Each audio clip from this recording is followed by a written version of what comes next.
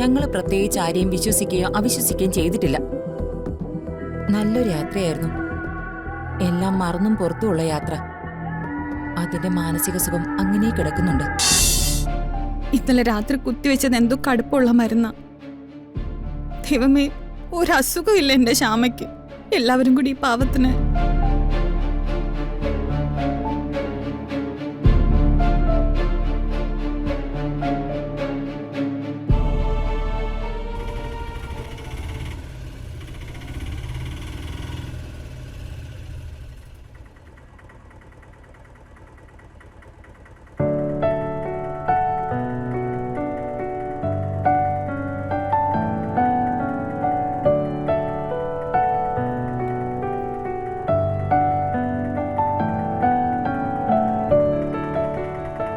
എന്തൊക്കെ പറഞ്ഞാലും ഇത്രയും ദിവസം മനസമാധാനം ഉണ്ടായിരുന്നു.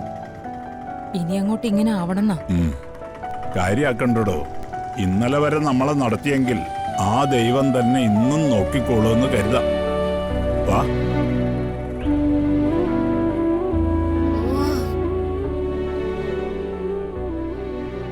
ഉർവശി, ഓ, എത്തിയോ രണ്ടുപേരും?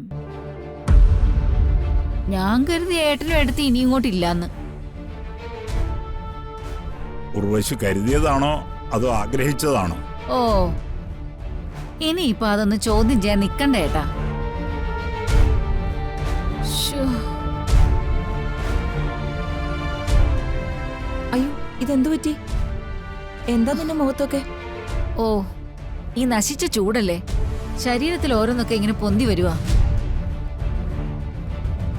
ഇത് കണ്ടിട്ട് ചിക്കൻ ബോക്സ് പോലെയാ തോന്നുന്നത്, അല്ലേ പത്മിനി?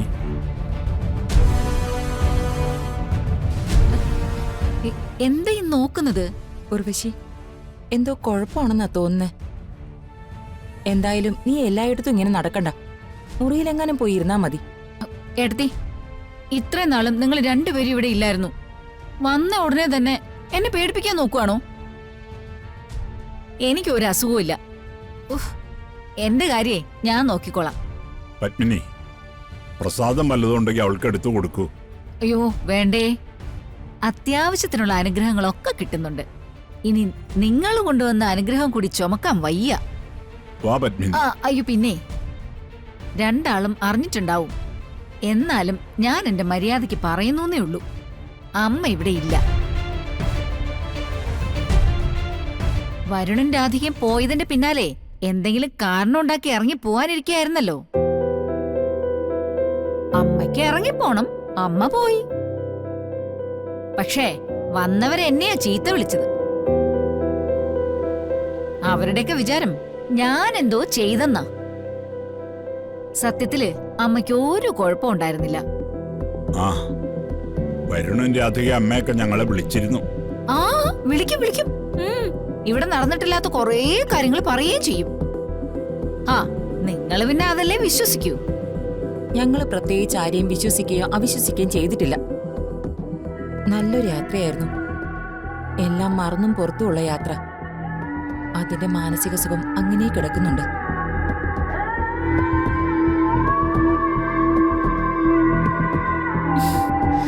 ഇതെന്തിനാണാവോ തിരിച്ചെഴുന്നള്ളിയത്? ഇവറ്റകൾക്ക് അവിടെ വെച്ച് എന്തെങ്കിലും പറ്റണേന്ന് പ്രാർത്ഥിച്ചതാ. അവിടെ വെച്ച് വഴുതിട്ട് എവിടെയെങ്കിലും പോവെങ്കിലും ചെയ്യായിരുന്നു. ഇഷ്ടം തന്നെ.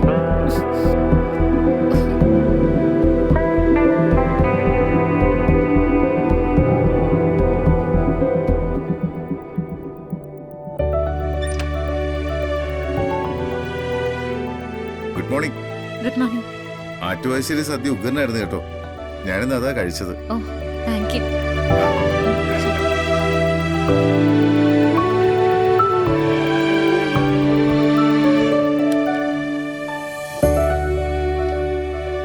രാധിക ചേട്ടാ, ഫുഡ് ഇവിടെ വെച്ചേക്കട്ടെ.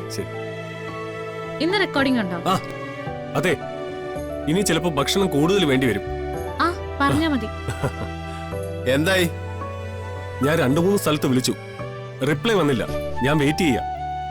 ഇവിടെ താൻ എന്ത് പണിയെ കാണിക്കുന്നത്? എല്ലാം താൻ കയറി ഏറ്റു എന്ന് പറഞ്ഞിട്ടല്ലേ ഞാൻ പ്രൊഡ്യൂസറോടും ഡയറക്ടറോടും വാക്ക് കൊടുത്തത്. ഞാനിപ്പോ എന്താ അവരോട് പറയാ? സോറി, ഇത് പ്രതീക്ഷിക്കുന്നില്ലല്ലോ. സാധാരണ എല്ലാവർക്കും നമ്മൾ അറേഞ്ച് ചെയ്ത് കൊടുക്കാറല്ലേ ഉള്ളൂ. എനിക്ക് തന്റെ ഒരു പുരാണവും കേൾക്കണ്ട. പാടാൻ വരുന്ന ആരാണെന്ന് അറിയാലോ എനിക്ക്. എന്തെങ്കിലും ഒരു വിഷയം ഉണ്ടായാൽ ആ നിമിഷം ഇറങ്ങി പോവര്. അങ്ങനെ എന്തെങ്കിലും സംഭവിച്ചാ സോറി സോറി സോറി, അവര് വരുമ്പോഴേക്ക് എല്ലാം റെഡിയാവും.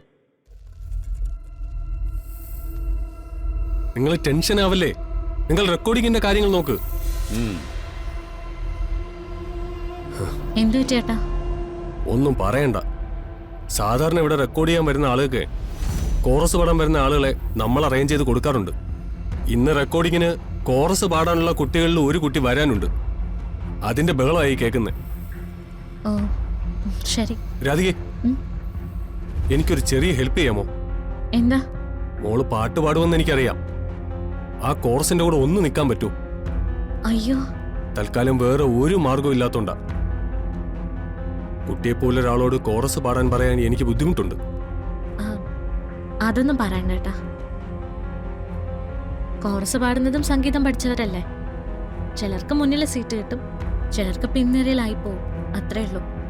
എന്നാ പിന്നെ ഞാൻ അവരോട് പറയട്ടെ? പറഞ്ഞോളൂ. കുട്ടിയെപ്പോ എല്ലാവർക്കും അറിയാലോ. പാട്ടുകാരി ശ്യാമയുടെ മോളാണെന്ന് പത്രങ്ങൾ മുഴുവൻ കണ്ടതല്ലേ. അപ്പൊ പിന്നെ ഒരു മറുചോദ്യം ഉണ്ടാവില്ല. ചേട്ടനിപ്പോ കാര്യം നടന്നാ പോരെ. അമ്മയുടെ കാര്യമൊന്നും ഒരുപാട് ചർച്ച ചെയ്യണ്ട. എനിക്കിത്രയും ഓർഡറൊക്കെ ചേട്ടൻ തരുന്നല്ലേ. തീർച്ചയായിട്ടും ഞാൻ വരാം. താങ്ക് യു മോളെ. എന്നാ ഇപ്പൊ തന്നെ ഞാൻ ചെന്ന് പറയാം. ശരി.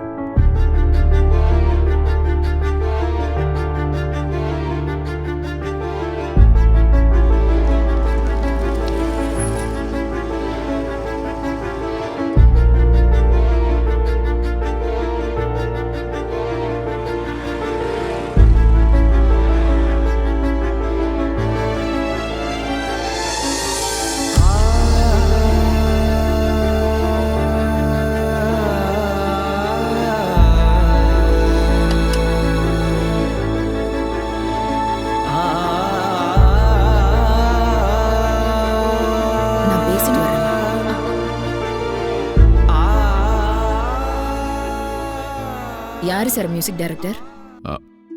ഞാനാ. சார் அம்மாவுக்கு 11:30க்கு ஃப்ளைட். அதுக்கு முன்னாடி முடிக்கணும். ஓகே தானே? ഞങ്ങളെല്ലാം സെറ്റാണ്. മാഡം പാടി നോക്കാൻ പറയൂ. சரி பேசலாம்.